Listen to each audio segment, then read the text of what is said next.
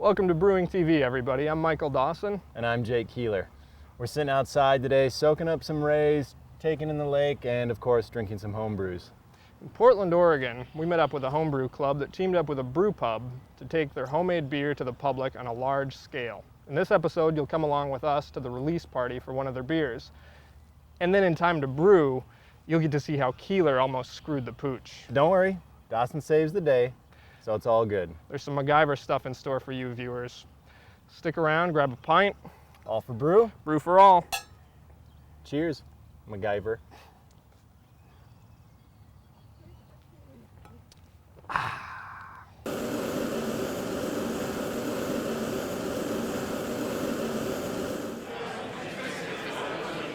Ever had one of your home brews and thought, you know, this is good enough to go on tap at my favorite pub? Sure you have. So have the members of the Oregon Brew Crew, one of several homebrew clubs in Portland, Oregon. And some of them got the chance to do just that. The Green Dragon project is a collaboration between the Green Dragon Bistro and Pub, which is owned by Rogue, and the Oregon Brew Crew, which is one of the largest and oldest homebrew clubs in the United States. What's great about this opportunity is that a home brewer is able to have their beers served here at the Green Dragon in a real pub. To be able to brew on our system, you have to be in the Oregon Brew Crew, and what we've done is we've made the selection process part of our club-only competition each month. We invite the winner of each month's competition to brew a beer of their choice on here. The home brewer is brought into the Green Dragon's nano brewery and assisted in brewing a 20-gallon batch of their recipe. What's really unique and great about this system is that it used to belong to John Meyer, who is the brewmaster from Rogue, and this was their original pilot brew system in their brewery. So I'm sure there's a lot of history. One of the great things about this whole project is that a home brewer can come in and see a larger system and be able to brew on it, and also to be able to have their beer served in a pub. But also the whole program is really kind of building a bridge between the home brewer and craft brewers. Green Dragon Project beers have included everything from bourbon stouts and imperial IPAs to the new Cascadian Dark. Tonight's beer release is a California common named Mortimer the Dragon. It was brewed by this guy. All right, I've got the brewer of Mortimer the Dragon sequestered here in a corner. Can you tell us your name and the origin of the name of the beer? Sure. So I'm Aaron Cohen. I was the president of the Oregon Brew Crew last year, and the origin of the beer's name is my son Jack Mortimer Cohen was born Friday at 2 in the morning, and his namesake is this California common beer. And for those at home, that he's only 4 days old, 5 days old at this point? Yeah. Awesome. Congratulations. It's his first bar. This is a California common. Can you give us a real quick rundown of your formulation? Sure. So I use 80% of pale malt, 10% of a Vienna malt, and 10% Crystal 60. And then it's got some Northern Brewer hops to get to about 35 IBUs, and then uses the California common yeast. How does it feel to see a bar full of people drinking your beer? You know, it's great. I mean, it's really a unique experience to have, you know, people paying to try. You know, people can come over, have a homebrew party or something, and that's fun. And you know, but the beer is free, so you know you don't. It's not quite the same as when people are actually paying money to drink your beer. Yeah, I mean, they're choosing to spend their money to drink this beer, and you know, it's a great feeling because ultimately the success is determined by how well it sells, not, you know, how quickly it disappears at your party. So for one day, you feel like you are a professional brewer, and it's a great feeling. While Mortimer's release party kicks off in the bar and dining area, members of the brew crew are busy in the nano brewery, concocting one of 3 batches of a wicked Russian Imperial Stout. The beers will be combined and aged in a Rogue whiskey barrel. Green Dragon Project beers are released every Wednesday, and the really popular ones are gone by Friday night. I think they're a good thing. A lot of people come out, they get to try different types of beers that maybe they haven't tried before. And I think it's always a really good opportunity for people who make the beer to meet the people who drink the beer and vice versa. Has it been your impression that people think that these beers stack up against the rest of the commercial beers that are on the tap list? I think it really depends. A lot of people come out and they know the beer that they like, and that's the beer that they want to get, so they stick with that. But I think that what's really great about Portland is that everybody here in the beer community is really interested in trying something new and supporting especially the homebrew community and the Oregon Brew Crew. And I do think that in general, the majority of the beers that we've had as Green Dragon releases have definitely stood up. They've been good beers. Good beers made by great brewers for happy drinkers. It's one of the fundamental ideas behind homebrewing. From the moment I brewed my first batch of beer, I knew that this was it. This is what I wanted to do. I love the fact that I can create great beer right at home, and I love even more that I'm able to share that with other people.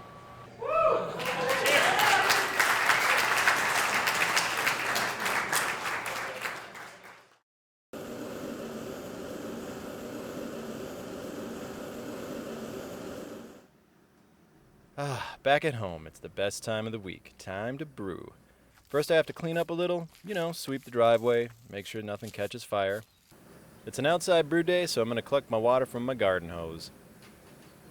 And while I'm at it, might as well water the lawn. Got to collect enough water for a 6-gallon boil. Alright, got my mojo going. Water, check. Ingredients, check. Gear, and oh crap, guess what? Jake Keeler has forgot his muslin bag for crushing grains into, so he and Michael Dawson are upstairs right now trying to find something to use. We were thinking pantyhose, old sock, maybe a gently used child's onesie. So it's an outdoor brew session day. The weather is great. I was gonna brew a 5-gallon extract batch of ESB, and as soon as I went to go crush my steeping grains, I realized I don't have a muslin bag. I have nothing to steep them in. And so I'm racking my brain right now trying to figure out how I'm gonna do this. Oh, hey, Michael Dawson. We could use this. How? We could fence. Let's do like a mini mash. Put some hot water in your bottling bucket. And then dump this through the colander back into the brew kettle after you've steeped them. All right. Glad I could help. Saves the day.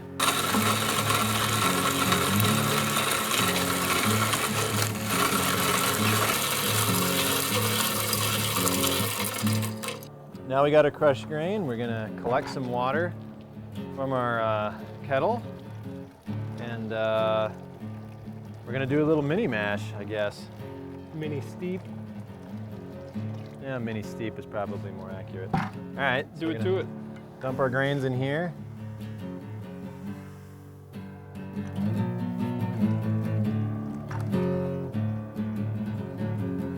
Smells really good. Does smell good. Is that medium crystal? Medium crystal, you know it. Medium crystal. Mm-hmm. Damn, son. All right, let's give that like 15 minutes. Yeah. Yep.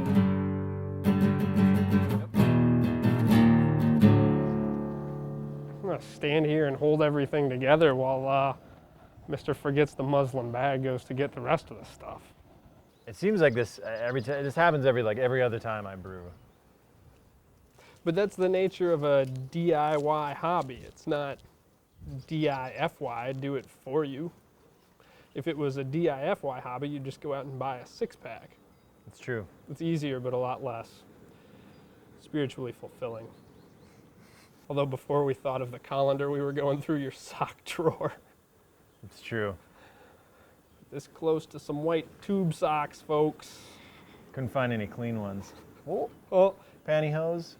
That was another idea, but your son's I don't know where my old wife would keep onesies. his. Son's old onesies, because we were concerned about any dye that would be Don't in. you have any pantyhose that we could have used? I have a onesie, but it's red, so I would imagine it would give off a lot of color.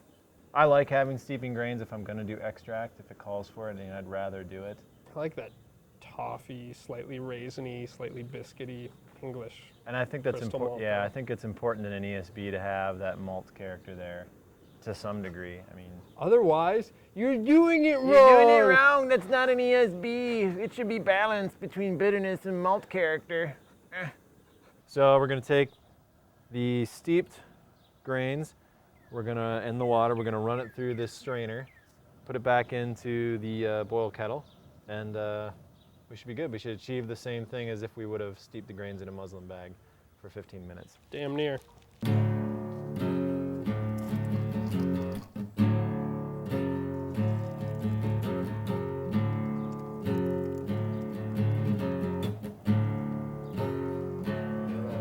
Ah, it does look good.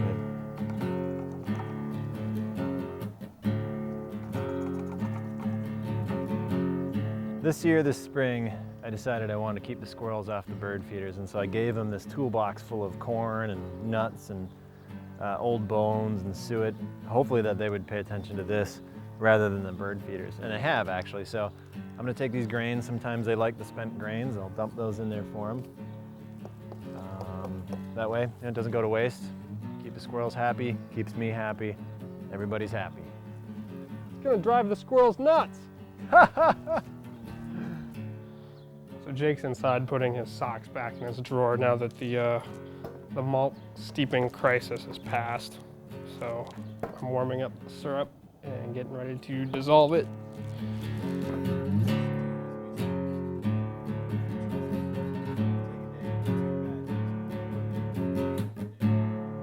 Boil is underway. Got 6 and change pounds of gold malt syrup in there, and just added 2 ounces of Fuggle pellets for bittering addition.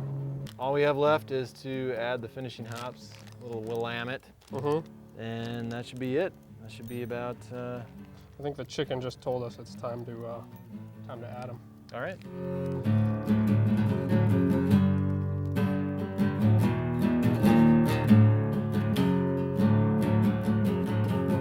If you'd like a copy of today's recipe, please send a self-addressed stamped envelope. I'm just kidding. We're not sending you any mail. Go to our website, brewingtv.com. You can either go to recipes where it's archived, or you can go down there right below the video player, and we should have a link taking you directly to this recipe.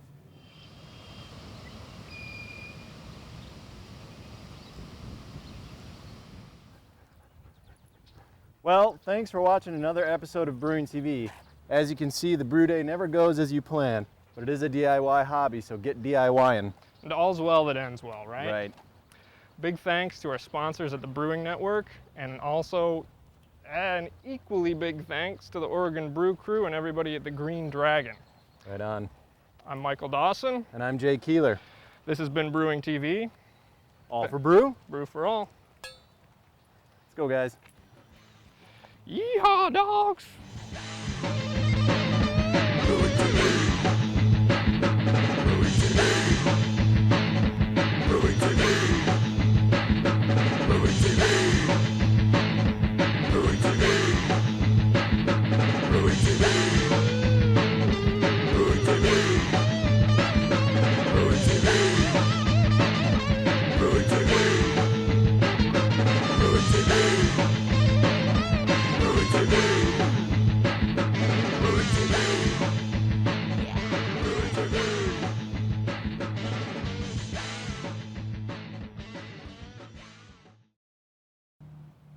Hi, I'm outside.